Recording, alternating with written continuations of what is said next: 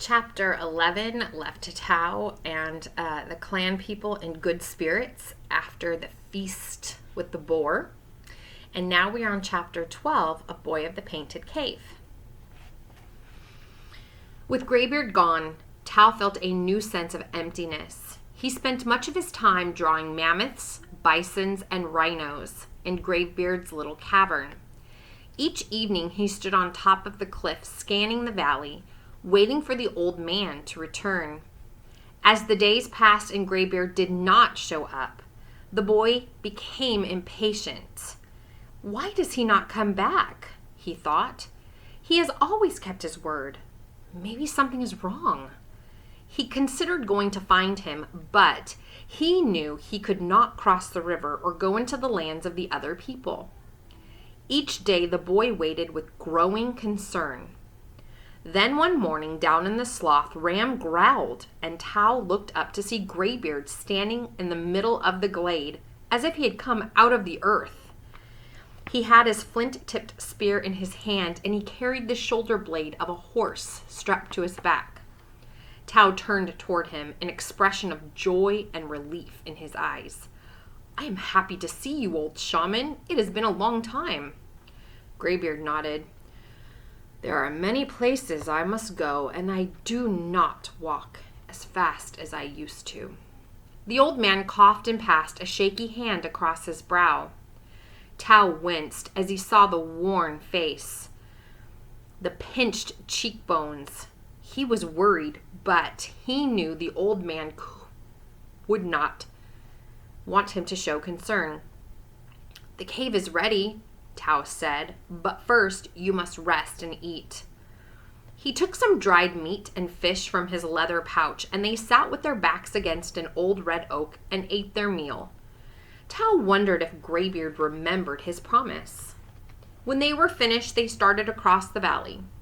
Greybeard stopped many times, poking around the stream beds and gravel banks with the shaft of his spear, searching. Then he found what he was looking for. He picked up a stick and dug out a handful of bright red earth. "Here," he said, as he poured it into an empty leather sack. "This will make good red paint. Now we must find yellows and whites." "I have yellow clay," said Tao. The old man did remember. "Good. We can dig up some limestone powder near the foot of the cliffs. That will mix well for the lighter colors." When they had all the red, white, and yellow earth they needed, they went up to the top of the cliff, using the easy path that Greybeard had found.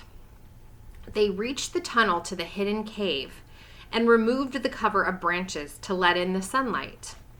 In the cave, Greybeard sat on the ground and Tao squatted beside him. The old man poured some of the red earth into one of the saucer-shaped rocks that Tao had collected. Then, using a smooth round stone, he began grinding it into a fine powder. When it was to his liking, he added some of Tao's fish oil, mixing it into a dark red paint. He poured a small amount of this into 3 other shallow stone dishes. In the first one, he added a lump of yellow clay. In the second, he sprinkled limestone powder, and in the third, he added charcoal dust. Using a small, clean stick for each, he mixed them well, ending with 3 different colors: a bright orange, a salmon pink, and a dark brown. Tao was amazed. He sat quietly watching. This too was magic, he thought. Greybeard spread out more saucers and began blending shades of yellows, browns, grays, and blacks. Some he mixed with honey, and some with the boiled fat and clotted blood from the boar. "Next, we must make our brushes," he said. He took a handful of twigs from his pouch and began mashing the ends with a stone until they were soft and ragged. He held one up in the shaft of sunlight, beaming through the cave entrance. He turned it around for Tao to see. "These are small," he said, "for painting eyes and fine lines of hair and fur." He made larger brushes by tying feathers and boar bristles around the ends of long sticks with strings of vegetable fiber. When all the paints and brushes were made, the old man got to his feet. "Now," he said, "we are ready to paint." Tao held out the shoulder blade of the horse while Graybeard poured spots of the colored paints onto its broad white surface. He handed the boy one of the large brushes and pointed to Tao's pictures of the rhinos, bisons, and mammoths. The boy held his breath. He had never had a brush in his hand before. "Which one will I paint?" Graybeard smiled. "You are the image maker. Paint the one you like the best." "The mountains that walk," said Tao. Graybeard nodded. "Then begin." Tao hesitated, glancing at the paints on the shoulder blade, uncertain. "You saw the mammoths," said Graybeard. "What color were they?" "Reddish brown." "Good," said the old man. "Then mix a little black with the red until you have the color you wish." Tao dipped his brush into the spot of black, then mixed it with the red. He lifted his hand and touched it to the drawing. It was still too light, so he dipped in another dab of black. Again, his brush touched the drawing. He smiled.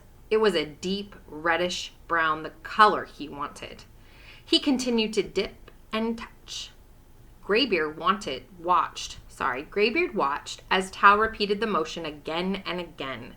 He reached out and stopped the boy's hand. "You are not painting on an antler or a seashell," he said.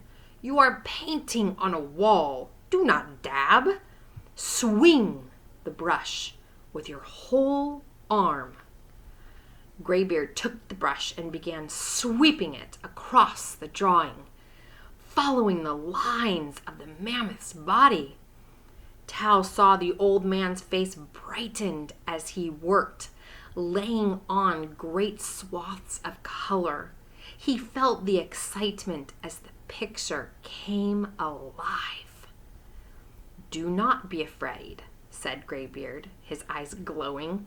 "You can always go over what you do not like." He gave the brush back to Tao, and the boy tried again. This time he let his arm go free, swinging the brush across the wall. He mixed gray with yellow to fill in the light areas around the chest and stomach. He painted dark shadows on the shoulders and back to add shading. He saw his mammoth begin to breathe as he filled in the eye and the waving trunk. When the painting was finished, Graybeard cracked open the duck eggs. He separated the yolks and set them aside. He poured the whites into a clean cockle shell, stirred them with a stick, and handed the shell to Tao. The boy was puzzled. "What is this for?" "Spread it over your painting, and you will see." With a feather brush, Tao washed the egg white over the picture. This time, the mammoth came alive with bright colors. He stared at it in surprise. This had been done by his own hand. He smiled. Never had he felt so happy. The following morning, Graybeard went off on his mission of mercy and magic. He was gone for long periods, but he always returned to the little cavern at the top of the cliff to show the boy more about the painting, how to make light and shadows, where to find the red and yellow earth with which to make colors. Sometimes they sat together on the edge of the cliffs talking. Here they looked up at the night sky, and Graybeard pointed out the stars.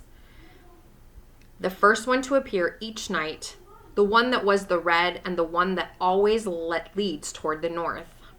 Here, too, Graybeard showed him how to make fire and told him where to find the special herbs to cure sickness. The last time the old man went off on his journey, Tao and Ram walked him across the valley. When they reached the river, Graybeard turned. "Your drawings are better now. They are true and they begin to live. Maybe now you can call yourself a cave painter." "I thank you for that," said Tao, "and for all the things you have taught me. I am happy." The old man smiled. "You know, the many beautiful things you can make with a brush and a dab of paint. That is all you have to know. That is all that really matters. They said goodbye, and as the old man walked away, Tao heard the long, hacking cough. He noticed the weary, shambling gait. His heart ached, and deep inside, he was afraid for his old friend. Chapter 12, Boy of the Painted Cave.